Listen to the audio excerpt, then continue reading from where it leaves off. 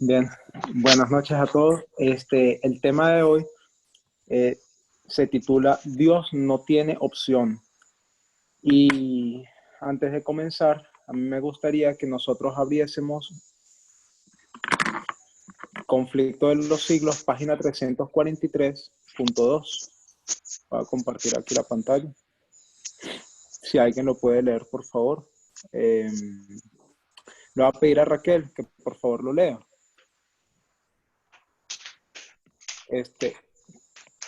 Conflicto de los siglos o Gran Conflicto, página 343, párrafo 2.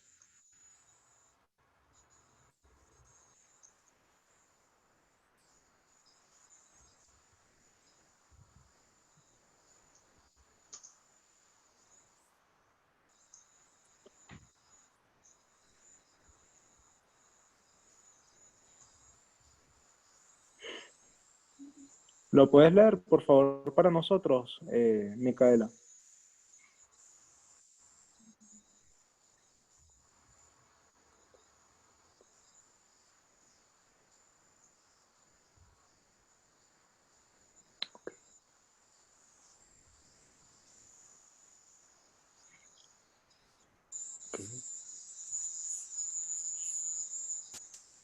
A ver. ¿Me oyen? Sí. Este, ok. Valeria, ¿será que lo puedes leer para nosotros, por favor? Claro.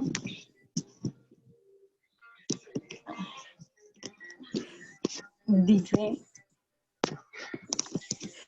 ninguna verdad se enseña en la Biblia con mayor claridad que aquella de que por medio de su Santo Espíritu Dios dirige especialmente a sus siervos en la tierra en los grandes movimientos en pro del adelanto de la obra de salvación. Los hombres son en mano de Dios instrumentos de los que Él se vale para realizar sus fines de gracia y misericordia. Cada cual tiene su papel que desempeñar. A cada cual le ha sido concedida cierta medida de luz adecuada a las necesidades de su tiempo y suficiente para permitirle cumplir la obra que Dios le asignó. Sin embargo, ningún hombre, por mucho que le haya honrado el cielo, alcanzó jamás a comprender completamente el gran plan de la redención, ni siquiera a apreciar debidamente el propósito divino en la obra para su propia época. Los hombres no entienden por completo lo que Dios quisiera cumplir por medio de la obra que les da que hacer. No entienden en todo su alcance el mensaje que proclaman en su nombre. Gracias, Valeria. Entonces, fíjense, quisiera que tú también me acompañases en el siguiente ejercicio. ¿Qué metodología de parábolas nosotros tenemos allí? ¿Pudiste identificar algo entre la segunda y la tercera sentencia de la cita que acabas de leer?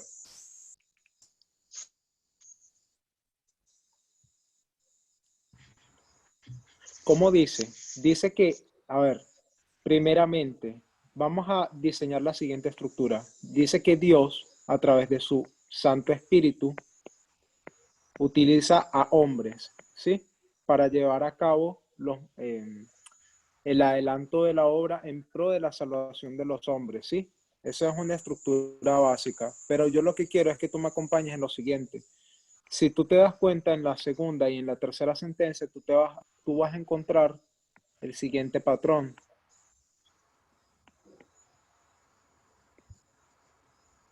¿Ok? Y aquí dice mano. Aquí dice Dios. ¿Qué tienes aquí?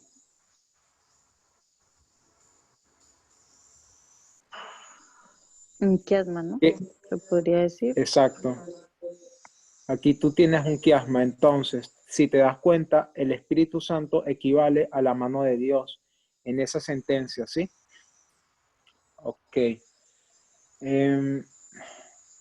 Fíjate, ¿en qué otra historia nosotros tenemos ilustrado el Espíritu Santo como una mano, siendo la mano de Dios? ¿Qué otra historia a ti se te ocurre?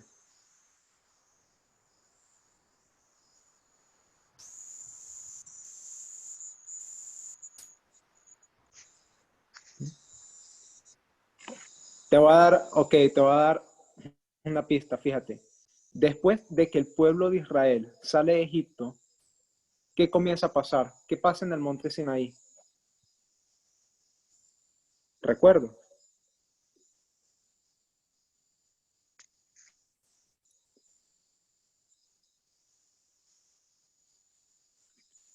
Eduardo, ¿será que tú me puedes ayudar con eso? ¿Qué pasa en el monte Sinaí justamente después de que el pueblo de Dios sale de Israel? Perdón, sale de Egipto. ¿Qué comienza a pasar allí en ese contexto? ¿Tú te refieres al tema de que le da la ley escrita con la mano el dedo de Dios? Exactamente, sí. Eso nosotros lo encontramos bien. Ahí está. En Éxodo 31:18. Entonces, en esa historia nosotros tenemos al dedo de Dios que escribe ciertas tablas de piedra. Y yo creo que para nosotros es significativo el hecho de que en esas tablas han sido divididas en 4 y 6, ¿sí? O sea, el número 46 tiene... ¿Sí? ¿Alguien iba a comentar algo?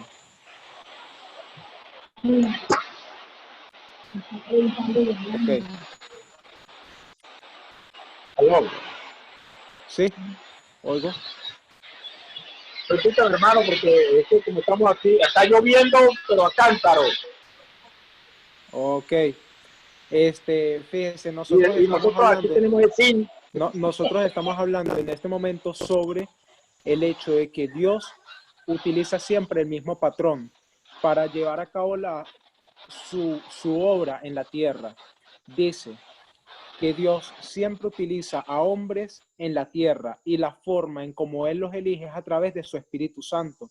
Luego nosotros identificamos un quiasma. Tenemos por una parte que Dios cuadra con Dios, hombre cuadra con el siervo y que la mano de Dios cuadra con el Espíritu Santo.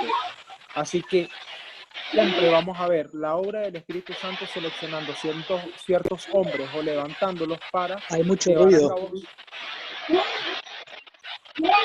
para llevar a cabo ciertos movimientos de reforma. Dale la tumba.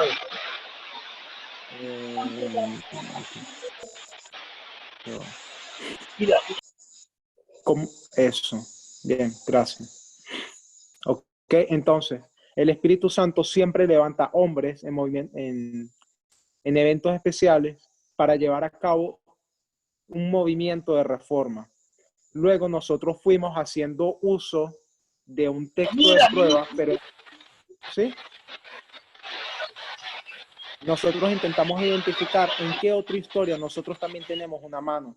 Sabemos de que nosotros podemos hacer texto de prueba de 3 formas. La primera es a través de el texto en específico.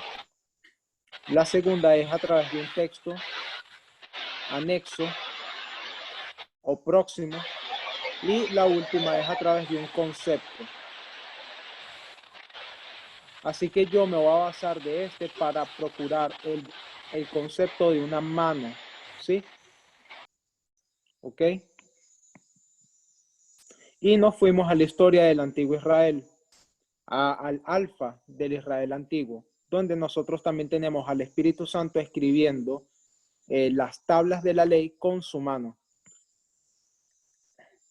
Y de allí nosotros sacamos este símbolo número 46. Y eso a nosotros nos lleva a hacer un paralelo prácticamente inmediato con la historia milerita, ¿sí? Donde nosotros tenemos estos 5 hitos.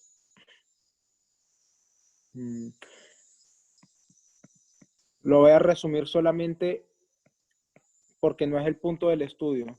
De 1798 a 1844 nosotros tenemos 46 años. Así que el símbolo del número 46 es significativo para nosotros. ¿Por qué? Porque representa un periodo de tiempo que nosotros denominamos el tiempo de reunión. ¿Ya? Y es en ese periodo de tiempo de reunión donde el Espíritu Santo va a comenzar a levantar hombres para llevar a cabo sus movimientos reformatorios.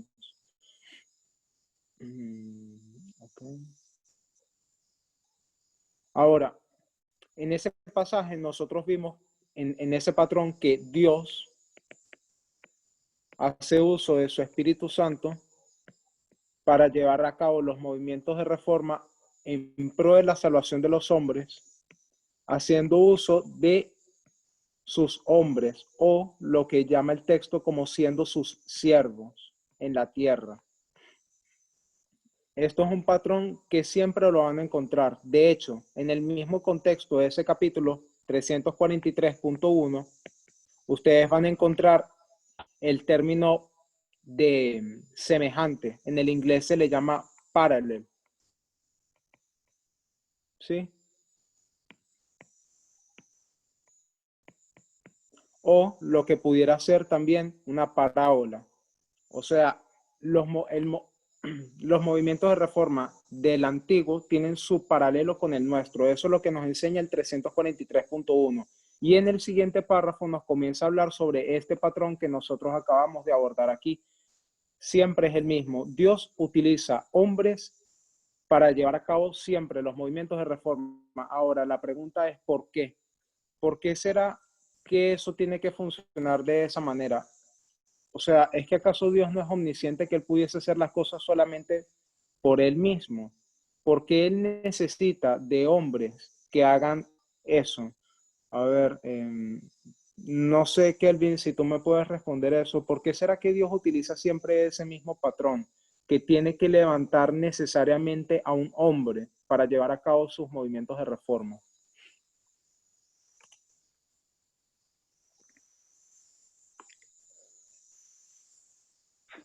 ¿Cómo se resuelve la pregunta, por favor? Ok, fíjate. ¿Por qué será que Dios siempre tiene que utilizar ese mismo patrón? Y vimos de que es un paralelo, o sea, siempre lo hace, tanto en el antiguo como en el presente. Él tiene que levantar un hombre que venga a ser como un sustituto de él. El apóstol Pablo le llama un embajador de Cristo, ¿sí? ¿Por qué será que él hace eso siempre y nunca cambia en ese sentido? ¿Qué es lo que le impide a Dios poder hacerlo por su propia cuenta? ¿Por qué él tiene que utilizarnos a nosotros?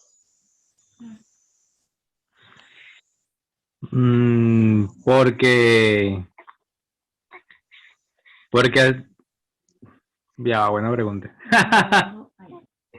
Para perfeccionarlo. ¿Cómo? Para perfeccionarnos. Para perfeccionarnos, ok. Matías dice para perfeccionarnos. A ver, Kelvin, ¿qué dices tú? ¿Qué dice Marilyn y Milton? Aquí dice perfeccionarnos. Porque nosotros, Ok, ¿por qué? Bueno, pienso que nosotros, el Señor coloca hombres Ok, porque desea que el hombre también participe de la salvación del hombre, pienso, y ok. además que él también quiere demostrar a través de el ser humano de que puede alcanzar la norma, pues, por eso. Ok, Para mí es porque gracias. somos actores en este teatro bíblico que hay. Hola, somos Hola, actores, nos están mirando desde el cielo, por eso tenemos que intervenir nosotros. muy bien, me gustó porque trajeron a colación el concepto que habíamos estudiado anteriormente, de que nosotros somos actores y todo el universo nos ve. Me gusta, es interesante, pero quisiera una respuesta más práctica. Fíjense, nosotros tenemos este conocimiento de que Dios al menos es un ser totalmente omnipotente, ¿sí? De que Él puede hacer lo que quiera, pero al mismo tiempo Él se ve limitado en muchas cosas, ¿sí? Entre otras, Él no puede transformar tu corazón si tú no se lo permites, y eso nosotros lo sabemos. Tenemos que ceder la voluntad a Él para que Él haga eso. Entonces, si Él es tan omnipotente, ¿por qué Él no nos transforma y punto? O porque si Él es tan omnipotente, ¿por qué no cambió inmediatamente el corazón de Lucifer en ese mismo momento, cuando Él sabía lo que iba a pasar? Ven, o sea, existen ciertas cosas en principio que limitan a Dios. Voy a sugerir como una premisa de que Dios es un ser que también es limitado, ¿sí? De hecho, es tanto así que Él tuvo que mandar a Cristo en forma de hombre para poder llegar hacia nosotros, cumpliendo este mismo patrón, ¿sí? Este patrón que nosotros tenemos aquí es el patrón de proxy. Si ustedes buscan esa definición de proxy, lo que van a encontrar es que esta persona es un sustituto del original. Bien, entonces el original es Dios, pero Dios va a utilizar un sustituto que es el hombre. Y la pregunta es el por qué.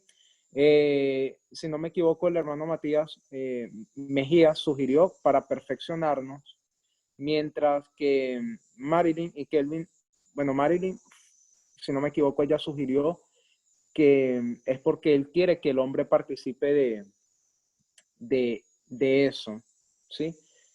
Que quiere que el hombre pueda participar de su plan de redención, ¿ok?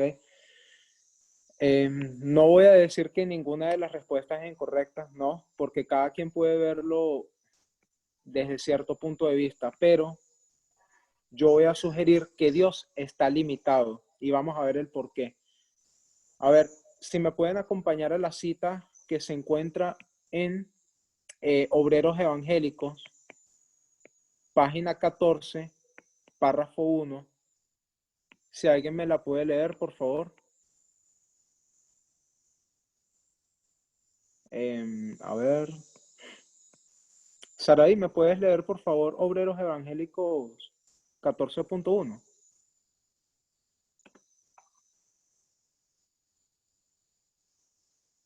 Ok, si me permite.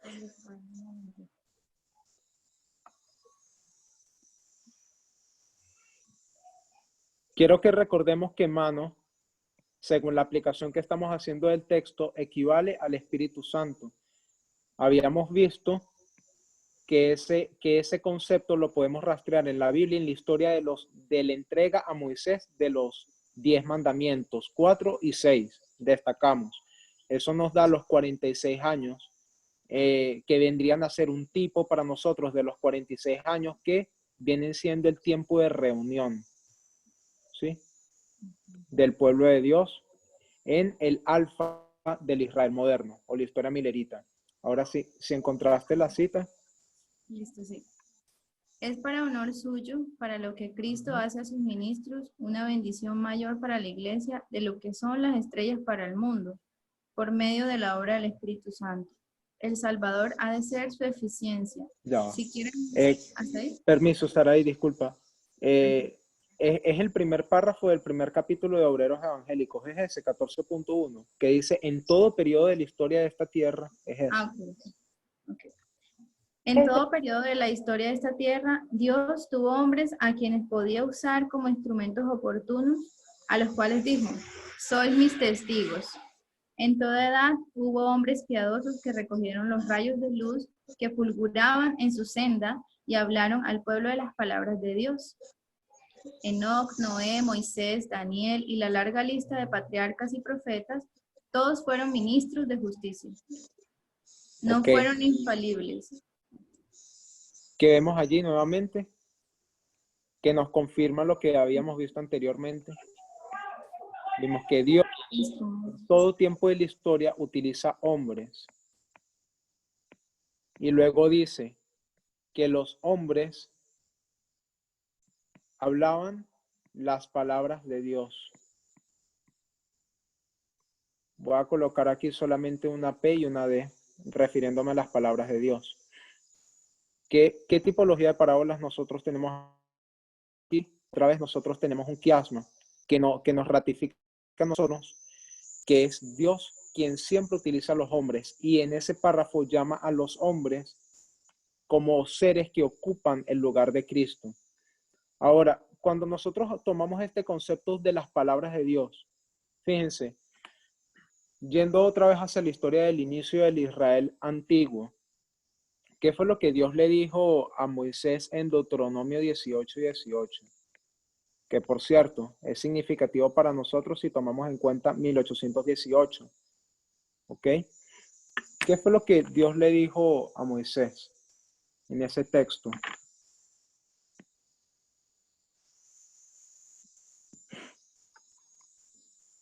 ¿Lo leo, César? Sí, por favor.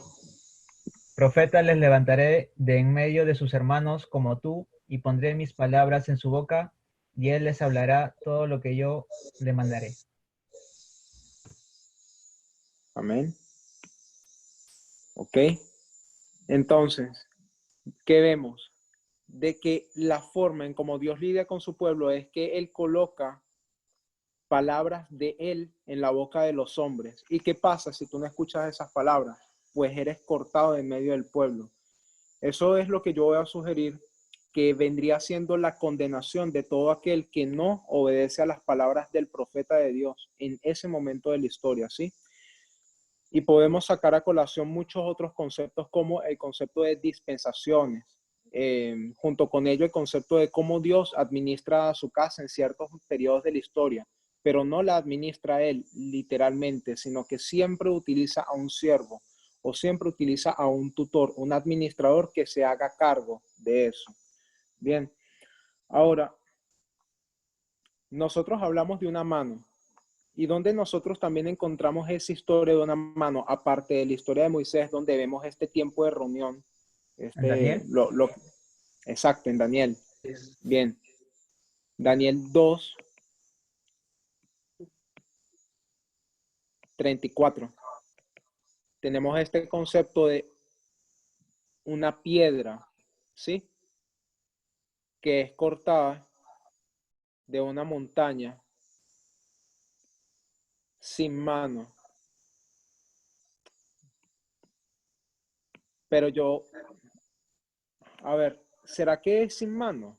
¿Que es cortada esa piedra? ¿Qué piensan ustedes?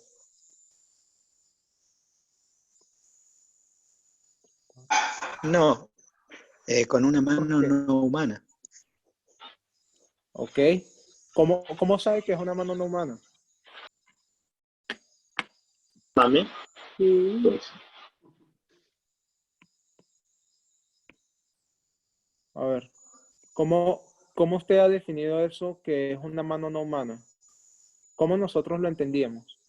¿O cómo nosotros llegamos a esa conclusión? Comparar y contrastar. ¿Ok? ¿Con qué?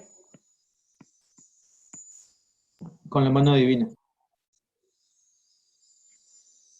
Más en la versión original no dice sin mano humana. En la versión original nos dice que es sin mano. Ahora, ¿cómo nosotros llegamos a la conclusión de que tenía que ser una mano divina? Fíjense, nosotros comparamos y contrastamos. Sí, me gustó esa respuesta, pero en el texto como tal, nosotros no podemos identificar que esa es una mano no humana, sino simplemente comparándolo con el versículo 35, donde nosotros tenemos esta estatua. Y de esta estatua va a salir algo que es, bueno, en el inglés se le llama shaft, vendría siendo paja, básicamente. Así que de esta estatua sale lo que vendría siendo paja, pero esa paja aún está encerrada en su grano, ¿sí? Así que, ¿qué es lo que tú necesitas para retirar la cáscara de esta paja, de este trigo? ¿Qué es lo que tú necesitas para retirar esa cáscara del trigo, hacer esa separación en esta estatua? Necesitas de algo que vendría siendo un suelo, ¿sí? Un suelo con el cual tú tomas un saco lleno de esa paja y chocas eso contra este suelo. Finalmente, te van a quedar los granos sueltos, ¿sí? Anteriormente, esta es la paja como tú la encuentras originalmente, el trigo, como tú lo encuentras originalmente, está encerrado en esta cápsula. Después de chocarlo con esta bolsa, ¿qué pasa? Queda el grano suelto, mientras que la cáscara queda afuera. Y luego viene, según la imagen que nos da Daniel 2, viene este viento, ¿sí? Y barre con esto, que es el shaft, o que vendría siendo esa cáscara, esa paja, ¿sí? Y nosotros solamente nos quedamos con el grano de trigo como tal. Así que, si en les... ¿Qué ¿sí? vas a hacer? No, no está ahí, está afuera. Ok. Bueno. Entonces, si nosotros tenemos que en el versículo 35 tenemos que tener algún tipo de acción humana para que eso se lleve a cabo, aquí en la montaña, nosotros también deberíamos de tener algún tipo de acción que haga eso. Vamos a sugerir en un principio que es una acción humana, pero nosotros cambiamos eso a sin mano humana. Bien. Es por esa razón que nosotros llegamos a esta conclusión. Yo no sé si se explicó bien o si ustedes lo entendieron bien. ¿Se pudo entender? ¿Puedes explicar otra vez? Yo no entendí bien, hermano. Ok. En esta estatua nosotros tenemos este concepto, una idea natural, de la cual tú tienes que sacar el trigo el grano de trigo de estas cápsulas, ¿sí? Donde están, digamos, las personas, el pueblo de Dios en el mundo. Para tú poder hacer eso, tú tienes que batir o chocar este saco lleno de este trigo. Así es como funciona en la historia natural, contra el suelo. Entonces, aquí tú tienes el grano antes, está encerrado en esa cápsula y después de chocarla contra el suelo, se va a desprender esa cápsula del grano y te va a quedar solo el grano, ¿ya? Entonces, en la historia natural está haciendo referencia necesariamente a una acción, ¿sí? Esa acción en términos naturales se lleva a cabo por hombres, ¿sí? Pero ahora, nosotros sabemos de que esta mano que nosotros tenemos en Daniel 2 no es una mano de hombre, sino que tiene que ser una acción divina o una acción de parte de Dios. ¿Por qué? Porque si nosotros convirtiésemos esa mano que arranca esa piedra de esta montaña, estaríamos llegando a una inconsistencia, ¿sí? Estaríamos diciendo que nosotros mismos por nuestra propia cuenta pues comenzamos a decidir separarnos de esta montaña y nosotros sabemos que no es así. No es de esa forma que funciona la obra de Dios en la tierra. Dice que es por medio de su Santo Espíritu. Y en el quiasma nosotros identificamos que es por medio de su mano. Así que es la mano de Dios quien hace esta obra de separación entre la montaña y la piedra. Así es como nosotros entonces llegamos a esa conclusión. ¿Sí se entendió? Sí, gracias. Ok. Bien. Ahora, Pero entonces, ¿en qué? la traducción no está bien, que ahí que dice no con mano, ¿eso fue agregado entonces? ¿Cómo de que no con mano? Ok, fíjate. En algunas versiones dice sin mano humana. En otras versiones solamente dicen sin mano, ¿sí? No es algo que fue agregado. Así es como se lee el texto.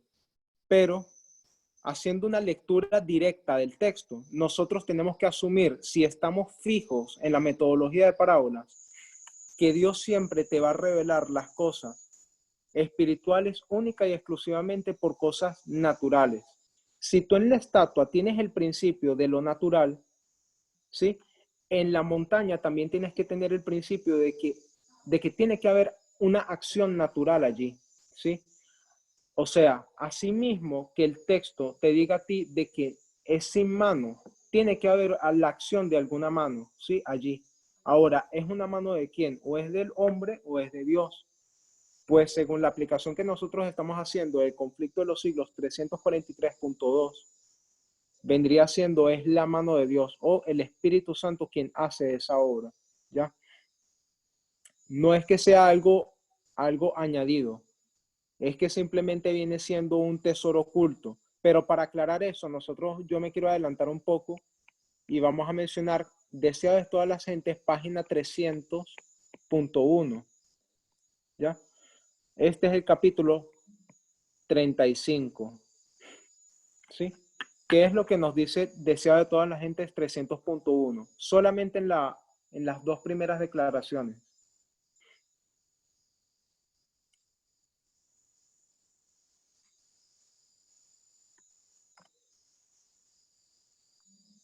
¿Será que lo puedes leer, por favor, Micaela?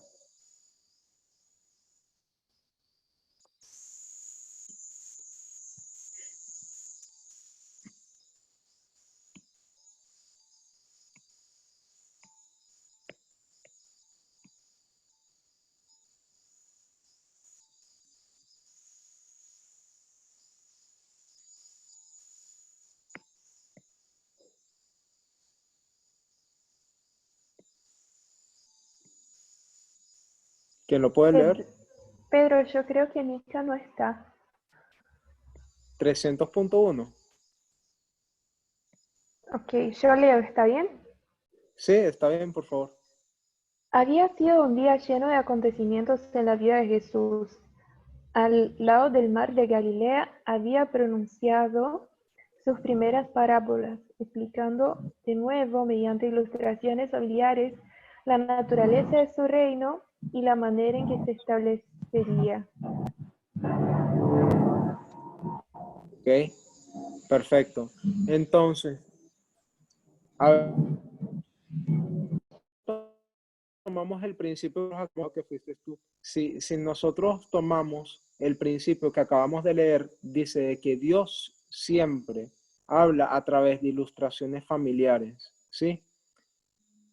Una piedra nunca es arrancada de una montaña sin una acción humana o sin mano. O sea, tú no puedes arrancar una piedra de una montaña sin mano, ¿sí? O sea que en el texto nos está diciendo que es con mano. Habría que identificar qué clase de mano es, si es humana o es divina. Y nosotros sabemos que es una mano divina. Y nosotros tomamos el ejemplo de una mano divina porque si nosotros dijésemos que es una mano humana la que arranca esa piedra, significa entonces de que nosotros nos arrancamos a nosotros mismos. Pero eso es una inconsistencia, ¿sí? No sé si ustedes logran ver eso. ¿Puedo comentar algo más? Sí. El verbo está en modo pasivo, o sea que la piedra no se corta a sí misma, sino que es cortada, ¿no? También indicando que es una acción externa a la piedra. Ok, muchas gracias. Ahí entonces nosotros también nos valemos de lo que es la gramática para determinar que esta piedra es imposible que haya sido arrancada por sí sola. Tiene que tener la acción de algo, de una mano, ¿sí? Así que aunque el texto diga que es sin mano, realmente si tú ves y haces una lectura directa, nosotros no estamos haciendo aplicación en este sentido, estamos haciendo solamente una lectura directa de lo que dice Daniel 2:34. Es con mano que se hace esto. El asunto es si es con mano de hombre o si es con mano de Dios. Y acabamos de definir que tiene que ser con la mano de Dios, ¿ya? Quien hace esta acción.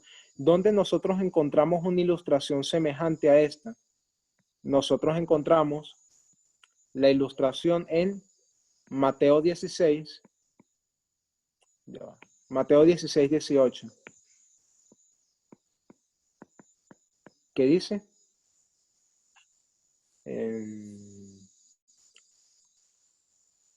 ¿Puedes leerlo, por Pedro. favor, Raimundo? Una Sí, Caro. Una Sí, Caro. piedra. Ok, preguntaste, por ejemplo, ¿de qué otra manera una piedra podría ser sacada de un monte? Yo creo que en la naturaleza las piedras también pueden salir o deslocarse de un monte, por ejemplo, por un viento fuerte. Okay. Y eso, yo creo que el viento, como en esa lógica que usaste de separar la paja del grano de trigo, el viento en algunas historias también tiene esa función. Por ejemplo, en el sueño de Miller vino un viento fuerte y llevó toda la... por ejemplo. Yo creo que también...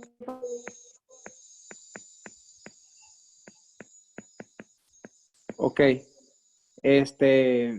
No te oigo. Continúa, por favor. Ya terminé. Ok, fíjate. Voy a compartir contigo lo siguiente. Me parece bien, me parece que es una buena ilustración. Sin embargo, estoy sugiriendo que eso es una aplicación. ¿Por qué?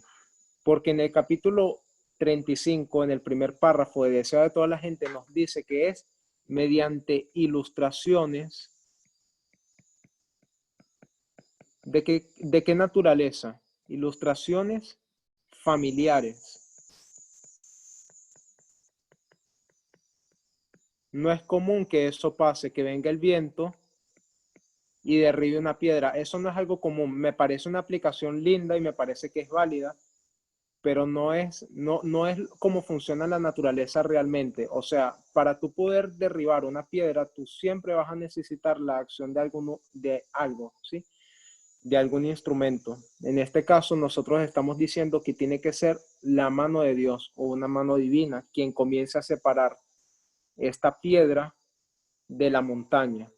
Esta montaña nosotros sabemos que es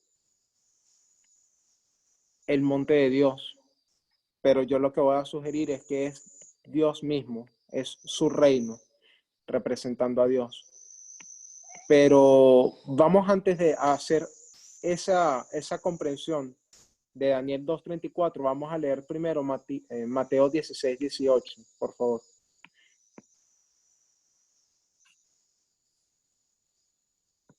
¿Qué nos dice Mateo 16:18, Cindy?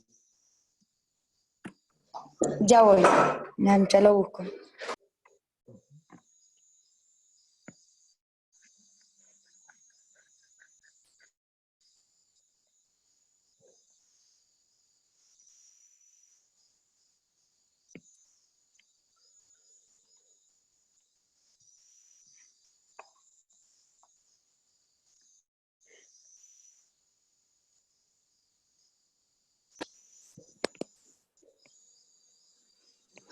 ¿Me escuchan? Sí. Y yo también te digo que tú eres Pedro, y sobre esta roca edificaré mi iglesia, y las puertas del Hades no prevalecerán contra ella. Ok. ¿Qué elemento tenemos allí? Tenemos roca, Pedro y la iglesia. ¿Sí? Cuando ustedes buscan en la concordancia Strong esta definición de roca y esta definición de Pedro, ustedes van a encontrar lo siguiente. Vamos a abrirla. A ver.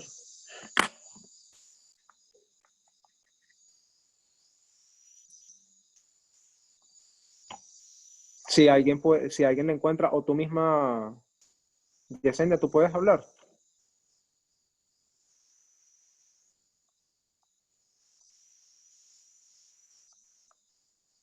Okay.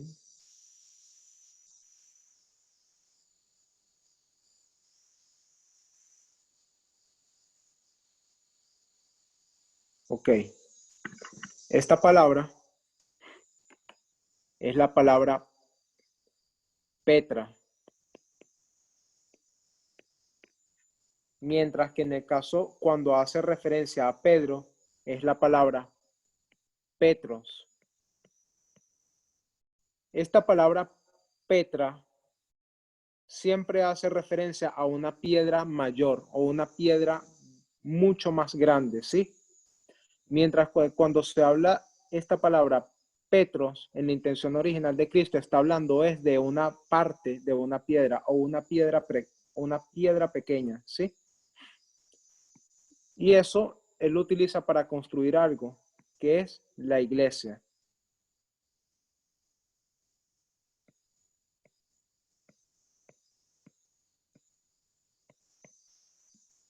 Todos consiguen entender más o menos cuál es la dinámica. O sea, ¿a qué se hace referencia aquí?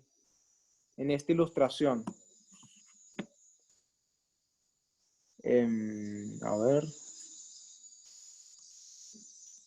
Kelvin, ¿cuál es la ilustración que se está haciendo aquí?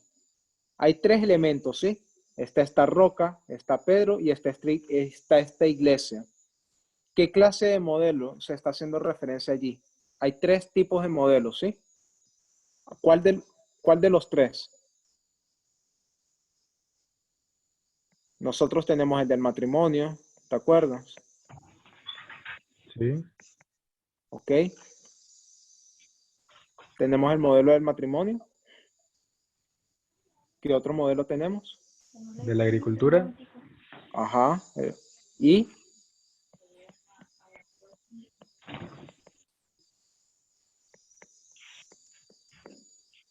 Y tenemos el modelo de la construcción, ¿ya? Ok. Ok. Entonces, aquí en toda esta ilustración se nos está enseñando es el modelo de la construcción. Y recuerden que nosotros estamos basándonos en el hecho de que Dios siempre actúa de la misma forma. Siempre Él utiliza al hombre para poder construir su iglesia, ¿sí? Esa es básicamente la ilustración que se nos está dando aquí en Mateo 16, 18, ¿ya? De esta roca mucho más grande.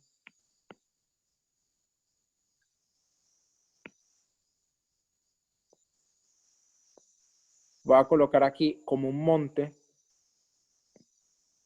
Tenemos a esta piedra para construir finalmente a una iglesia, ¿ya?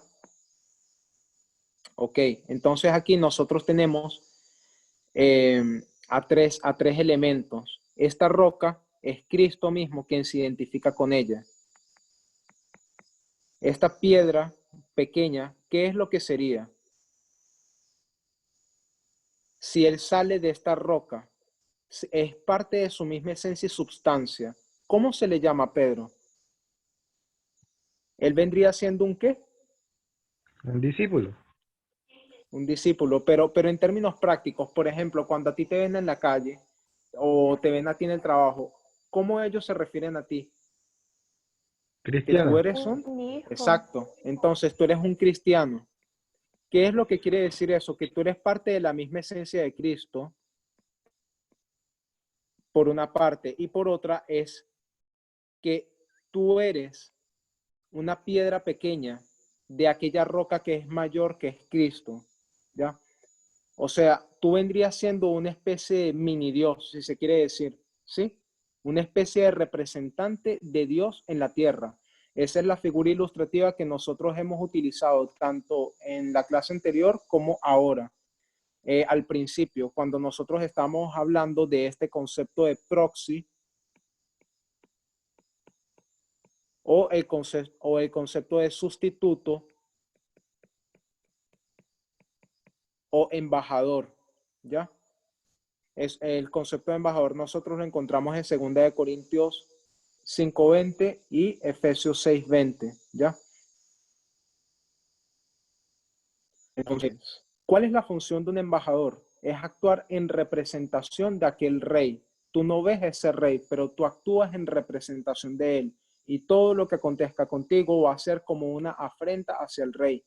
Es básicamente la ilustración que se está haciendo aquí. O sea, tú eres un cristiano, tú eres un mini Cristo o un mini Dios que ha sido cortado de aquella roca en esencia que vendría siendo Cristo o Dios mismo. Y es por esa razón que cuando nosotros estábamos hablando de Daniel 2:34, estaba diciendo lo siguiente. Tienes esta gran roca, esta gran montaña, que vendría siendo Dios mismo. Tienes a esta iglesia a la cual tú quieres construir, pero tú no puedes hacerlo de esta forma. O sea, Dios no puede hacer esto. Dios no se puede transformar a sí mismo de este gran monte en una iglesia, ¿sí? Él siempre necesita a un intermediario.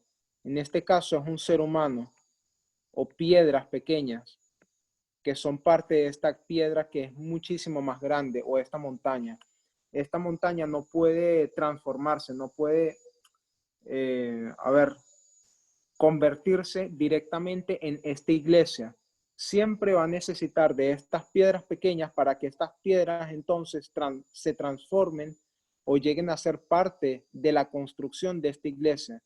Pero nunca Dios puede llegar a transformarse a sí mismo de esta gran roca en su iglesia. Él necesita siempre hombres, ¿ya? Es básicamente eso.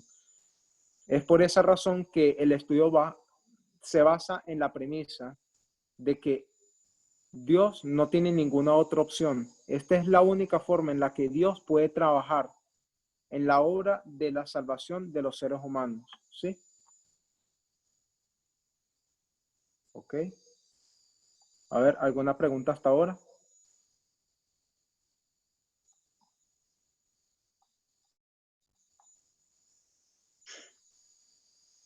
Sí, más que una pregunta, digamos, una idea que a mí se me surge, que es que utiliza al hombre porque también es un requisito del conflicto. El conflicto es un litigio legal, ¿no? Y ¿Ok? el cuestionamiento que ha hecho Satanás es que el hombre no puede. Entonces, Dios utiliza hombres en ese conflicto, ¿no?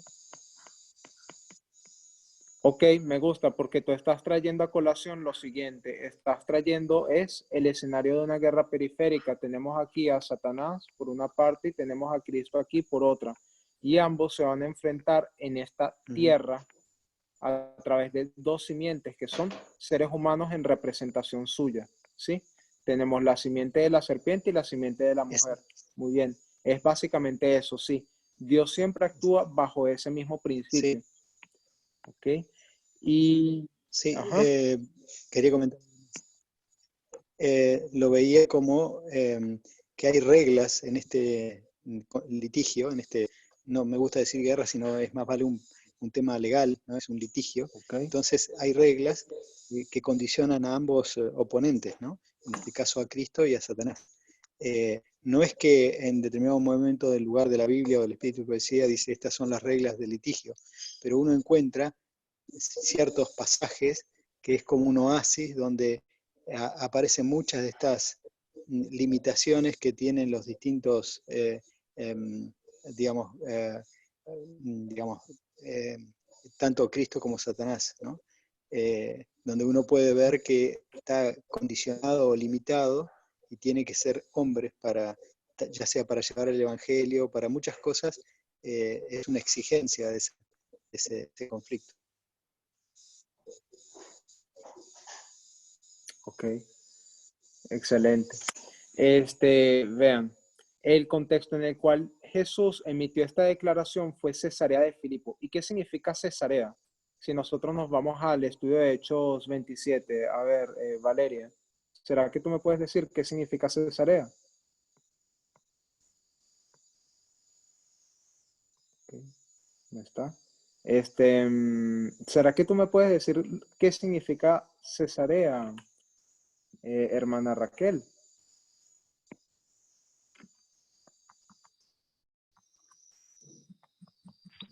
Significa cortado. Exacto, significa cortado. ¿Por qué será que se le llamó Cesarea? Tiene dos sentidos. A ver, primero es porque está haciendo referencia a una dedicada al César. Esa ciudad fue construida toda al pie de una montaña, ¿sí? Toda la ciudad fue construida al pie de esta gran montaña y de esta gran montaña construían esta misma ciudad era a través de una piedrera, o sea, de ellos cortaban pequeños trozos de roca y la transformaban en muy pequeñas rocas, moldeables, ¿sí? Manejables, para ellos poder entonces convertir eso en una ciudad, ¿ya? Y existe este principio en las parábolas, que es que Jesús siempre va a ilustrarnos cosas familiares. Él siempre va a hacer ilustraciones familiares para nosotros, para que podamos tener todo el sentido completo de lo que Él quiere decir, ¿sí? Así que Él se va a manejar siempre en los siguientes términos, en el siguiente sentido. En el estudio anterior habíamos visto que uno de los principios de parábolas es que lo natural funciona como un vehículo para ver las cosas espirituales. Así que tú necesitas familiarizarte con las cosas naturales antes de ver las cosas espirituales. Y eso es básicamente lo que Cristo está haciendo aquí con sus discípulos, ¿ya? Él está señalando a esta gran montaña y él está haciendo referencia a que de la misma forma en cómo fue construida esa ciudad, de esa misma forma también tiene que ser construida su iglesia. Él no puede romper sus propias leyes e intentar rescatar al hombre por su propia cuenta. Él siempre va a necesitar del intermedio de una persona, ¿sí? Siempre. Y es por esa razón que nosotros entendemos que Dios no tiene opciones y que Dios, de hecho, a pesar de toda su omnipotencia, Él es un ser que se encuentra limitado, ¿ya? Y no solamente eso. Autolimitado, ¿no? ¿Cómo? Que en realidad sería autolimitado, porque él se autolimita. Él se limita a sí mismo. A ver, ¿quién piensa de la misma forma o quién piensa diferente a la hermana?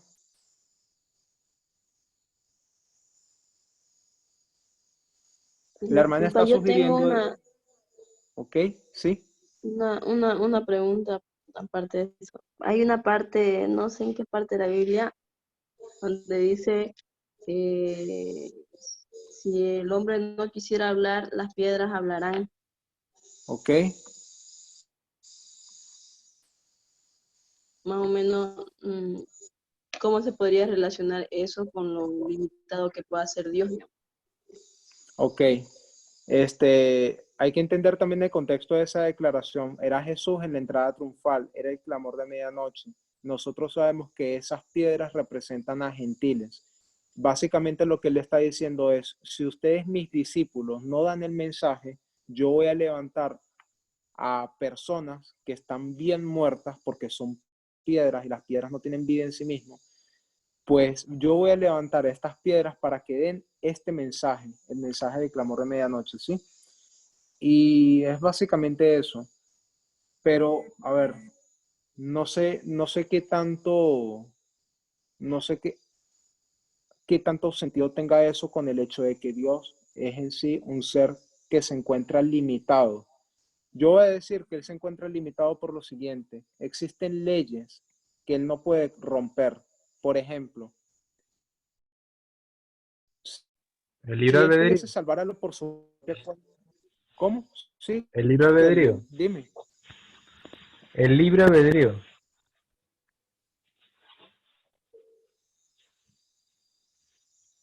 Una cosa que Dios hace, Dios ¿Cómo? no miente, que Dios no miente y Satanás miente, o sea que Satanás utiliza técnicas que Dios no se limitó en utilizar.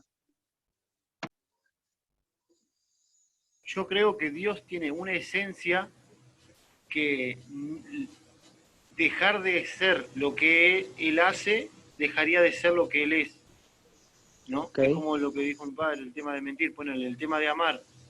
Si Dios deja de amar, deja de ser lo que Él es.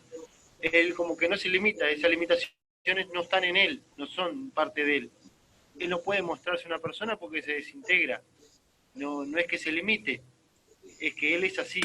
Es la esencia de Él, es la constitución de Él. Como hablaba el otro, las leyes. Hay unas leyes que están ahí, que están metidas en la Biblia y en muchas partes, que se traslucen un poco de los funcionarios, de los actores, cómo afectan cada parte y todo eso, y son como limitantes a nuestros ojos, pero son las reglas básicas. Vos tenés la limitación de no poder atravesar físicamente una pared. ¿Es una limitante? Sí, no, es que es así constituido la realidad. Bueno, así está constituido para mí Dios. Dios es eso y tiene esas limitaciones que no son que son autoimpuestas, es que es su esencia, es así. El dejar de ser eso ya dejaría de existir la realidad o la esencia de lo que es Dios. Exacto. Claro, ahí donde yo mencionaba el tema del libre albedrío, ¿no? Que el libre albedrío Dios no lo quebranta. Y eso podría ser un limitante de Dios. Exacto. Yo Nosotros creo que yo entiendo lo que quiso decir la hermana, de que Dios en realidad no es que es limitado, sino que Él elige estar limitado de alguna manera por amor a nosotros. Porque nosotros sabemos, por ejemplo, que, no sé, tenés una persona deshidratada, pero no podés darle todo el volumen de hidratación que la persona necesita de una, porque de alguna manera su corazón no va a aguantar, sus riñones no van a aguantar. Entonces tiene que hacerlo de a poquito. Entonces, de todos los estudios que hemos tenido, así como Dios se va revelando de a poco, porque de otra manera nosotros no aceptaríamos la luz que Él tiene para dar. Y sabemos que, por ejemplo, Moisés, cuando pidió para ver la gloria de Dios, Dios no no se mostró a él así exactamente como era, porque de otra manera Moisés no resistiría. Sabemos que ver la gloria de Dios también tiene que ver con la comprensión que nosotros tenemos de él. Entonces, de alguna manera, Dios se hace limitado para que nosotros no suframos y podamos vivir, así como una terapia de a poquito. Ok. Fíjense, me gustan la... Una consulta. ¿Sí? ¿Sí? Un Adelante. planteamiento, es decir, él se autolimita, pero ¿Satanás puede limitar a Dios? Vos dirías que no. Pero si Satanás le plantea que Dios solo hace las cosas que hace porque las hace con su poder y siempre escoge lo fuerte del mundo, entonces así sí es fácil. Pero él creó gente, o en la realidad existe gente que es débil, entonces ellos no podrían. Entonces Dios se ve obligado a través de Satanás, de la postura que planteó en el universo este, donde estamos, el conflicto, a que se puede cumplir lo que Dios dice siendo aún el más débil. Entonces vos ves la regla, que la vas a entender ahora, que está en la Biblia por todos lados, Dios escoge lo débil del mundo para avergonzar a lo fuerte. Dios se ve limitado a través de Satanás, a través de una postura que no puede escoger fuerte. Muestra a veces lo fuerte, que tampoco resiste a Dios a veces, como con Elena de White, escogió 2 o 3 para mostrar que no, y para que refuerce a lo débil que escogió, para demostrar que lo débil, aún lo débil, puede Dios hacer su obra. ¿Entendés? Hay limitaciones que no solo Dios se las pone, se las impusieron, y también hay otras reglas mucho más allá, donde cumple leyes físicas, me parece a mí, donde Dios hace lo mínimo indispensable posible, que es una ley de la naturaleza, ¿viste? Para la acción necesaria máxima, máxima eficiencia con el mínimo, es ahorro de energía, abarca muchísimo, pero son leyes que existen y que Dios las ha creado, o la existencia de la realidad es así. Y no es que Dios se impuso a hacer eso, es que se le impuso en una forma para demostrar a los otros cómo es Él. Ok, Sin me este gusta. conflicto nadie sabría cómo es Dios, porque no se planteó nunca en la inmensidad de la eternidad un conflicto de pecado, ni va a haber nunca más. Entonces nosotros ahora, Satanás le impuso demostrar su carácter a través de este conflicto. Si no, no tenía por qué estar demostrando su carácter. Sería todo perfecto durante toda la eternidad y todos confiando, y no tendría que verse obligado a demostrar eso. Entonces vos ves en otra parte de la Biblia, dice, Jesús le dice a Satanás, para que vea lo que yo puedo hacer. Ah, que no sabía Satanás lo que Jesús podía hacer, ni que era antes, ni nada. Para que vea, yo pongo mi vida y la tomo de vuelta. ¿Ves? Se vislumbra entre medio de cosas la pelea final, y que no estaba todo tan claro. Entonces las situaciones van desarrollando la historia y van desarrollando cada momento. Entonces las limitaciones es por todo, no es porque él se las pone, o que está todo enrabado. Perdón si me confundo. Tranquilo.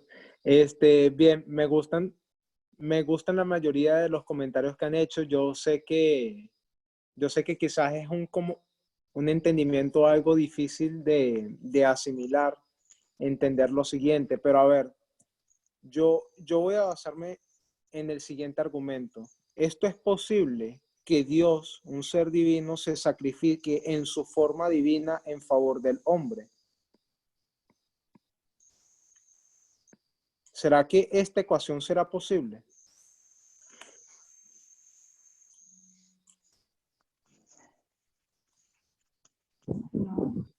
En espíritu no.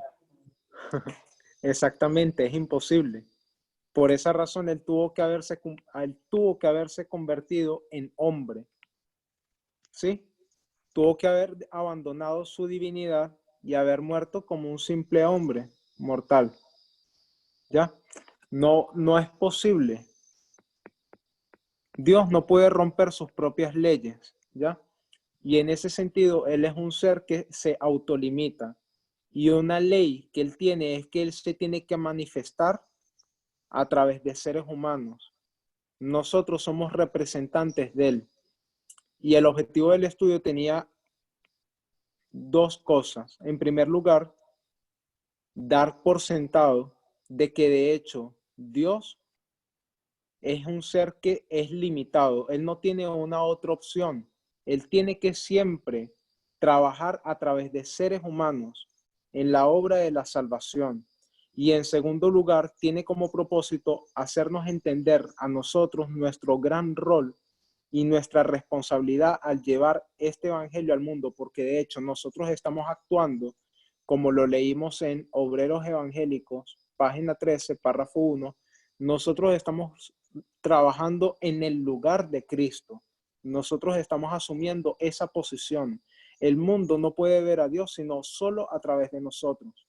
Y eso es porque Dios se encuentra limitado por causa de las propias leyes que gobiernan a todo su universo, como sugirió el hermano anteriormente, ¿sí? Es básicamente eso. Y Perdón. nosotros sí. Adelante. Tengo una cita que corrobora lo que vos estás diciendo. Dice, Cristo mismo, perdón, la divinidad necesitaba de la humanidad, porque se requería tanto de lo divino como lo humano para traer la salvación al mundo, ¿no? O sea Sí. que es una exigencia, ¿no? La divinidad necesitaba de la humanidad para que éste pudiese proporcionarle un medio de comunicación entre Dios y el hombre, ¿no? Así, digamos, es un requerimiento del conflicto, ¿no? Que tiene que ser humano y divino, ¿no? Exactamente. Ahora. Y termina diciendo ¿sí? que hemos de colaborar con los ángeles celestiales para presentar a Jesús al mundo, ¿no? Por eso dice, con avidez casi impaciente los ángeles aguardan nuestra cooperación, porque el hombre debe ser el medio de comunicación con el hombre. Amén. Entonces, el objetivo del estudio, muchas gracias hermano por su comentario y por la participación y por las citas, me gustaron. El objetivo del estudio era lo siguiente: ven cómo Dios siempre obra. Tenemos en Mateo 16, 18 que Cristo está dando esta parábola, porque de hecho es una parábola, de cómo Él obra y cómo Él siempre tiene que obrar a través de un hombre. Y en la parábola de Daniel 2:34 vemos que es la mano de Dios quien retira a esta pequeña piedra de esta gran roca para chocar en la estatua y juntamente formar un monte nuevo, y ese monte vendría a ser un nuevo reino de Dios, ¿sí? Un nuevo reino de Dios, o si nosotros les pudiésemos decir, una iglesia, ¿ya? Así que básicamente es la misma ilustración, es Dios, su iglesia triunfante,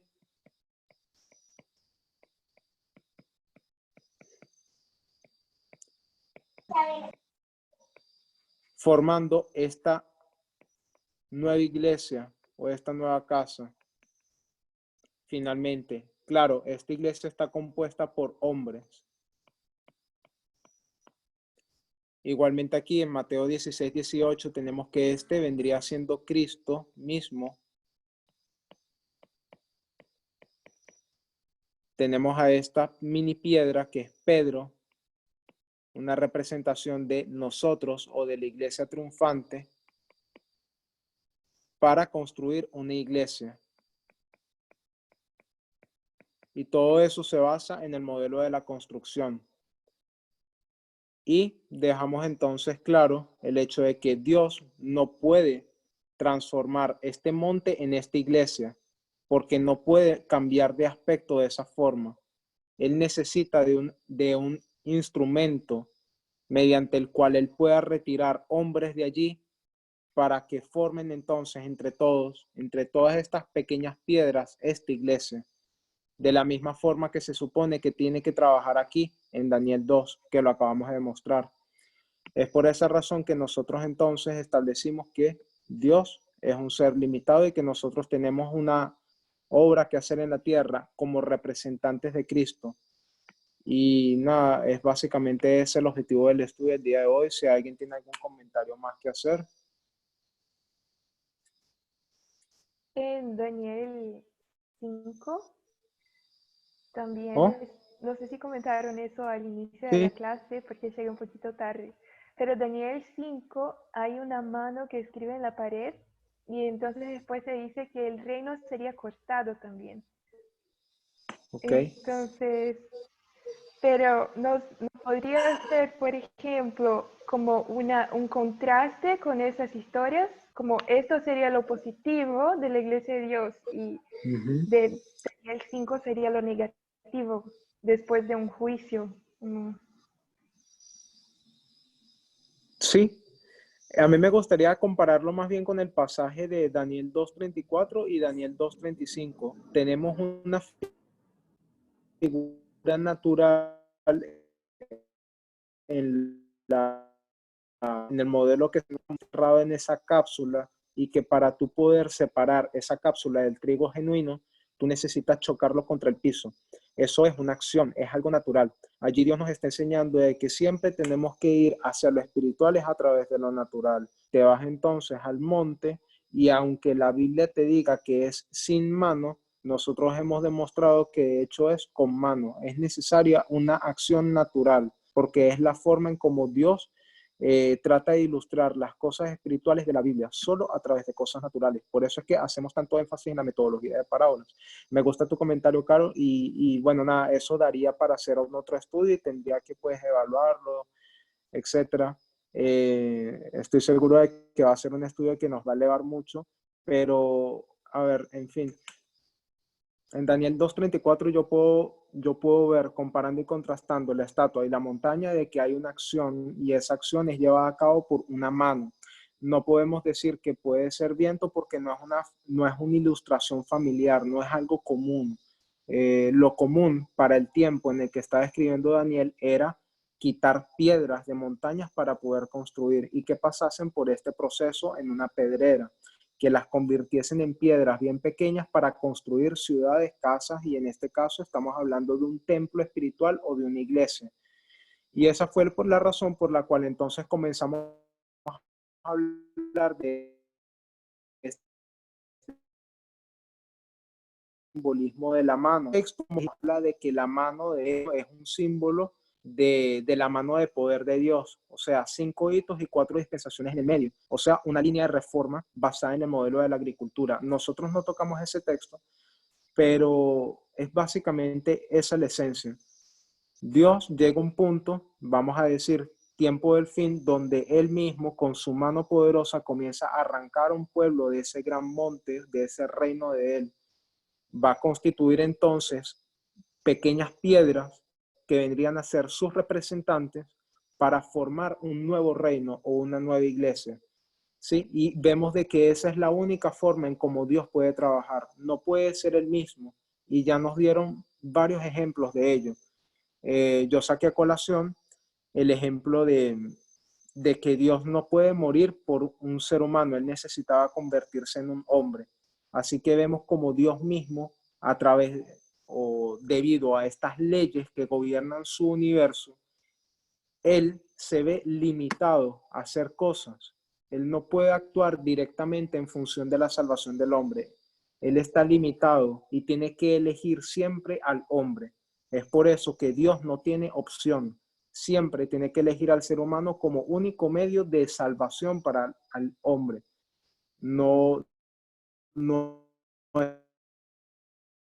tanto como para perfeccionar eso son cosas añadidas, pero el objetivo final de Dios y lo que Él requiere de nosotros es que actuemos como sus representantes, porque eso es lo que de hecho nosotros somos, en función de la construcción de esta iglesia, ¿sí? Entonces, nada, eso era todo. Espero que haya quedado más claro al final, que hicimos este breve resumen. Si no hay ninguna otra opinión más, si no hay otra participación, yo quería agregar entonces... una cosita. Sí, por favor. Es cortita nomás para apoyar la parte de, ¿viste? El Deuteronomio 9:10 habla de 2 tablas de piedras escritas con el dedo de Dios. Ok. La mano, uno asume que la mano. Después aparece en Lucas 11:20, okay. Más si por el dedo de Dios he hecho fuera demonios, que el mismo pasaje es en Mateos 12:28, es el Espíritu Santo, si más por el Espíritu de Dios hecho fuera demonios. Entonces usa en 2 pasajes diferentes, hablando en el mismo tiempo, o sea, lo mismo. Uno es el dedo de Dios y otro el Espíritu Santo, así que se podría por otros lados también en la misma Biblia llegar a que la mano de Dios es el Espíritu Santo, para reforzar la mano de Dios como Espíritu Santo. Exactamente. Muy bien, eso es un texto de prueba interesante. mano de Dios, Espíritu Santo. Muy bien. Y bueno, eso era todo. Y bueno, y el segundo aporte, que es muy básico, es como una ilustración que se me metió un segundo en la cabeza, es como, no pasaría esto hoy en la realidad, no quiero meter nada raro, pero es como Satanás contra Dios jugando una partida de ajedrez. Y las personas, los humanos, están adentro del tablero siendo miembros del coso. Dios sabe del principio al fin y sabe que va a acabar y va a ganar, no hay vuelta. Cada uno es una ficha y tiene que usar a los del tablero. ¿Viste? No puede él deshacerse de las otras piezas o matar al otro contrincante. Hay ciertas reglas que están implícitas en este coso, y cada uno tiene que cumplir la función y hacer los movimientos que el que lo hace, lo mueve, representa. Vos sos un peón y te mueves a cierto punto, entonces estás representando la voluntad de él. No está restringiendo a Dios a que puede solamente moverte a vos un casillero. Bueno, es una limitación, pero está en ese juego implícito. Va a ganar porque conoce todas las posiciones, todas las variantes, sabe el final. Ya sabe, a cada movimiento que haga Satanás, él sabe cómo ganarle. No hay chance que gane. Ahora, Satanás, si hace X movimiento, él va a tener que hacer otro. No es una limitación, es una consecuencia directa a lo que pasa en todo lo otro. Consecuencias directas, nada más. No, eso es nomás.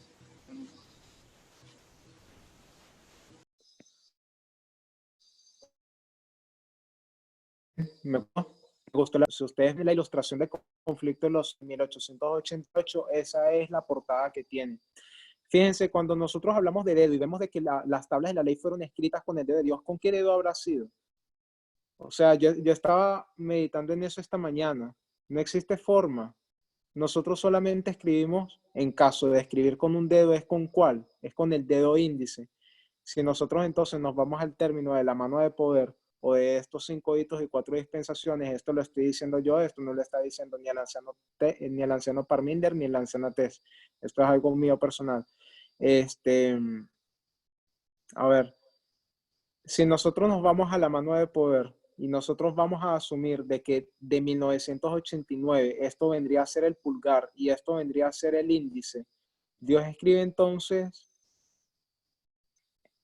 o comienza a establecer las pruebas, porque recuerden, los 10 mandamientos un 10 y una prueba. Vamos a escribir es en el 2001. Nosotros, si nos vamos al modelo los 7 pasos de salvación, el hombre comienza a ser transformado es a partir de esto, del 2001, haciendo una aplicación, ¿no? Comenzamos a asumir un nuevo corazón en el cual Dios escribe con su dedo en nuestros corazones a partir del 2001, donde tenemos este símbolo del bautismo, ¿no? Nada, pues eso me pareció como una aplicación interesante, y el porqué de eso es lo siguiente. 2001 vendría a ser una gran prueba para esta dispensación, y el por qué es eso. La gran prueba nosotros sabemos que es la ley dominical, pero haciendo una aplicación de lo que acabamos de hablar, vendría siendo 2001 en cierto sentido. ¿Por qué? Porque cuando tú tienes, hasta qué punto tú tienes permiso de salirte del navío, solamente hasta el 2001. ¿Por qué? Porque en 2001 se confirman los principios de interpretación, así como los principios de interpretación se confirmaron en el tiempo de Miller en el año 1840.